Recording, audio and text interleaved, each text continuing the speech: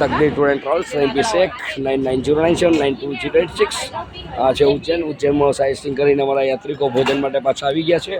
આજનું મેનુ છે આપણું સલાડ છે, શીરો છે, આ છે પાપડ, આ છે રોટલી, આ છે સબ્જી, આ છે ભાત અને આ છે દાળ.